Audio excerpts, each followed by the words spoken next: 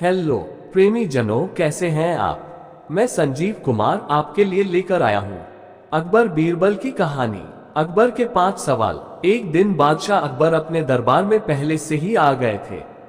अचानक बैठे बैठे बादशाह को 5 सवाल सूझे जिन्हें उन्होंने सभी दरबारियों से पूछा। सवाल था। सवाल नंबर 1, फूल किसका अच्छा। सवाल नंबर 2, पत्ता किसका अच्छा। सवाल नंबर 3, दूध किसका अच्छा।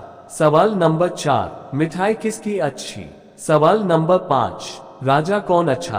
बादशाह के इन सवालों को सुनकर दरबारियों में अलग अलग बातें होने लगी। पहले सवाल में कोई गुलाब को अच्छा बताता तो कोई कमल को अच्छा बताता। इसी तरह दूसरे खूबसूरत फूलों के नाम बताकर दरबारी किसी एक को अच्छा बता देते। दूसरे जवाब में कोई गाय का तो कोई भैंस का और कोई बकरी का दूध बताता था। तीसरे जवाब में किसी ने गन्ना, किसी ने अंगूर और किसी ने किसी मिठाई को बताया। चौथे जवाब में किसी ने केले के पत्ते को, किसी ने नीम के पत्ते को अच्छा बताया। पांचवें जवाब में सभी दरबारियों ने बादशाह अकबर को सबसे अच्छा राजा बताया। बादशाह अकबर को अपने दरबारियों की वफादारी से खुशी तो हुई, लेकिन सवालों के उचित उत्तर न मिल पाने से उन्हें संतोष नहीं मिला। थोड़ी देर बाद जब बीरबल दरबार में आए तो बादशाह ने उन्हें बैठने का हुक्म देने के बाद अपने सवालों का जवाब पूछा। बीरबल ने जवाब दिया, बादशाह सलामत। कपास का फूल अच्छा होता है, इससे सारी दुनिया का नंगापन ढक जाता है। दूध अपनी माँ का सबसे अच्छा होता है, इससे बच्चा तंदुरुस्त रहता है। मिठाई यानी मिठास जबान की अच्छी होती है, जिससे दूसरे भी खुश रहते हैं। पत्तों में पान का पत्ता सबसे अच्छा है, इसे खाकर दुश्मन भी दोस्त बन जाते हैं। राजाओं में इंद्र सबसे अच्छे हैं, जिनके हुक्म से बारिश होती है और उससे अनाज पैदा होता है और दुनिया को धन धान्य आदि प्राप्त होता है तथा सभी प्राणियों का पालन पोषण होता है। बीरबल के इन जवाबों को सुनकर बादशाह अकबर व सभी दरबारी बहुत खुश हुए। एक बार की बात है, बादशाह अकबर का दरबार लगा हुआ था। तभी भरे दरबार में एक औरत रोती हुई अपने साथ एक आदमी को लेकर आए और बादशाह से बोली, आलम अपना, इस आदमी ने मेरे सारे गहने छीन लिए हैं। जब बादशाह ने उस आदमी से इसकी वजह पूछी तो वह आदमी हाथ जोड़कर बोला, जहां पनाह, मैं परदेसी आदमी दिल्ली शहर देखने आया था। रास्ते में यह औरत मुझे मिली और आपके दर्शन कराने का वायदा करके मुझे यहाँ ले आई है। आपको देखने की लालसा से मैं इसके पीछे पीछे चला आया। मैं बिल्कुल सच कहता हूं, मैंने इसके कोई गहने आदि नहीं छीने हैं। यह सुनकर वह औरत बोली, हुजूर, यह आदमी बिल्कुल झूठ बोल रहा है, मेरे सब जेवर छीनकर अब पाक साफ बन रहा है। बादशाह अकबर दोनों की बातों से कोई भी नतीजा न निकाल सके कि गुनाहगार कौन है। दूसरे दरबारी भी इनकी बातों से कोई नतीजा न निकाल सके। आखिर में बादशाह ने बीरबल को इस फैसले का जिम्मा सौंप दिया। बीरबल पहले ही दोनों की बातें सुन चुके थे। उन्होंने उस औरत से पूछा, तेरे जेवरात कितने रुपये के रहे होंगे। औरत ने जवाब दिया, करीब 500 रुपये के। बीरबल ने उस औरत की शक्ल देखी। उन्होंने समझ लिया कि यह इतने रुपयों के जेवरात कहां से लाएगी। सचमुच ही यह बेगुनाह परदेसी को लूटना चाहती है। ये सोचकर बीरबल ने सरकारी खजाने से 500 रुपये मंगवाए और चुपके से एक सिपाही को देकर कहा कि उस आदमी को समझा दे कि बीरबल का हुक्म पाते ही रुपये वह औरत को दे दे। उस आदमी ने 500 रुपये उस औरत को सभी के सामने दे दिए।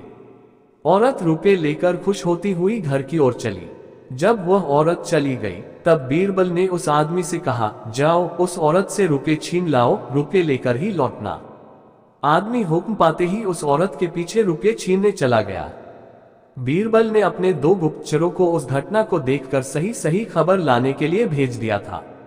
उसके जाने के पश्चात दरबारियों ने बीरबल से पूछा, तुमने पहले तो उस औरत को 500 रुपये दिलवा दिए और फिर उस आदमी से उन रुपयों को छीनने के लिए कह दिया, ऐसा क्यों किया। थोड़ी देर सब्र करो फिर देखना।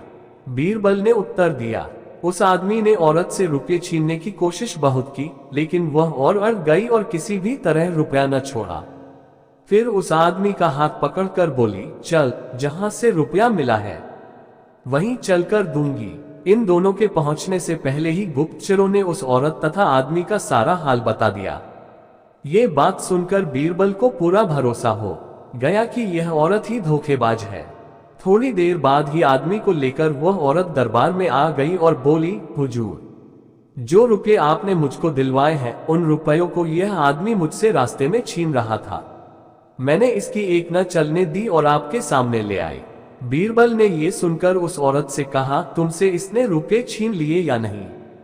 औरत बोली, इसने कोशिश तो बहुत की लेकिन मैंने नहीं दिए। झूठ मत बोलो, इसने छीनने की पूरी कोशिश नहीं की होगी। नहीं हुजूर, इसने छीनने की पूरी कोशिश की लेकिन मैंने नहीं छिनवाए। तब बीरबल ने उस औरत को डांट कर कहा, जो आदमी तुमसे रुपये छीनने की ताकत नहीं रखता उसके द्वारा जेवरात छीने जाना कैसे मुमकिन है?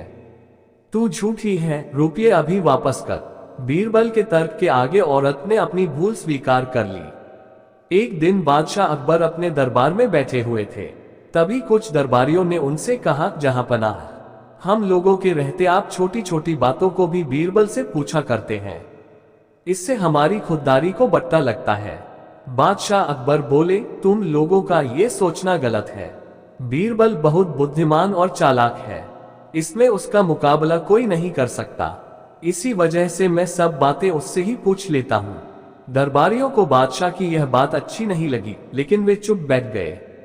सबको चुप बैठा देखकर बादशाह बोले, अगर तुम लोगों को इस बात का घमंड है कि तुम लोग ज्यादा चतुर हो, तो आज तुम सभी की चतुराई का इम्तिहान होगा। जो पास हो जाएगा उसे बीरबल की जगह मिल जाएगी। शौक से लीजिए, हम मूर्ख नहीं हैं। बादशाह मुस्कुराए और इसके बाद बादशाह ने 2 हाथ लंबी रजाई मंगवाई। हुक्म पाते ही सेवकों ने रजाई लाकर पेश कर दी। भरे दरबार में बादशाह ने दरबारियों से कहा, देखो मैं लेट जाता हूं और तुम लोग बारी बारी से इस रजाई से मेरा जिस्म ढकने की कोशिश करो। ध्यान रखना जिस्म का कोई हिस्सा खुला न रहने पाए। जो भी यह काम कर सकेगा उसे ही बीरबल की जगह मिल जाएगी। बादशाह अकबर लेट गए और सभी दरबारी बारी बारी से वह रजाई उन्हें ओढ़ने की कोशिश करने लगे, लेकिन कोई भी दरबारी यह काम नहीं कर सका। जब कोई भी दरबारी बादशाह के कहे मुताबिक उन्हें ढक नहीं सका, तो बादशाह उठ खड़े हुए और बोले, देखिए आप लोगों ने अपनी चतुराई, क्या इसी पर आप लोगों को इतना घमंड था? अगर इस वक्त बीरबल होते तो जरूर ही अच्छी तरह से इस रजाई से मेरा जिस्म ढक देते। तुम लोग जब यह मामूली सा काम नहीं कर सके तो बड़ा काम क्या करोगे? फिर बादशाह ने बीरबल को बुलाने का हुक्म दिया। बीरबल के आने पर बादशाह ने उन्हें अपने पास बुलाकर रजाई उनके हाथ में देकर सारी बात बता दी। जब बादशाह लेट गए तो बीरबल ने देखा कि रजाई बहुत छोटी है। तब उन्होंने बादशाह से अपने पैर सिकुड़ने के लिए कहा। पैर सिकुड़ने के बाद बीरबल ने रजाई से बादशाह का सारा जिस्म ढक दिया। अब बीरबल ने बादशाह से कहा, अब धीरे धीरे पांव पसारिए। अब पांव कैसे फैलेंगे? इससे आगे पांव नहीं फैल सकते, यानी उतने ही पैर फैलाएं जितनी बड़ी रजाई है। ये सुनकर बादशाह ने सभी दरबारियों से कहा, देखा आपने बीरबल की चतुराई, क्यों उसे उच्च स्थान प्राप्त है। वे कुछ नहीं बोले और दिल ही दिल में बेहद शर्मिंदा हुए। ऐसी ही ज्ञानवर्धक वीडियो देखने के लिए चैनल को सब्सक्राइब करें, वीडियो को लाइक जरूर करें। जय हिंद।